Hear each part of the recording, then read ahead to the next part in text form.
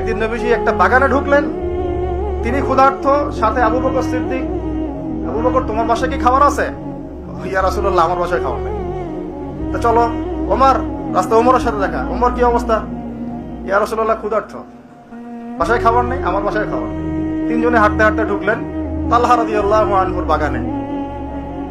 সেখানে মাশাআল্লাহ ঠান্ডা পানি খেলেন, খেজুর খেলেন, তৃপ্তি করে খেলেন। মাশাআল্লাহ, সে বাগান অনেক সুন্দর, বড় ছিল। খেয়ে নবী সাল্লাল্লাহু আলাইহি ওয়াসাল্লাম বললেন, সুম্মা লাতুসআলুন্না ইয়াওমাইযিন আনিন নাঈম, যে অবশ্যই কিয়ামতের দিন আল্লাহ পাক এই ঠান্ডা পানি সম্পর্কেও আমাদেরকে জিজ্ঞাসা করবেন। আমরা প্রস্তুত নিঃশ্বাসের জবাব দেওয়ার জন্য, হিসাব দেওয়ার জন্য, পানির হিসাব দেওয়ার জন্য? ঠান্ডা পানিতে গোসল করে আসছেন আজকে সবাই, তৃপ্তি পেয়েছেন। শুকরিয়া কখন আদায় হয়? যে আল্লাহ পানি নাজিল করেছো, এই জন্য তোমার শুকরিয়া।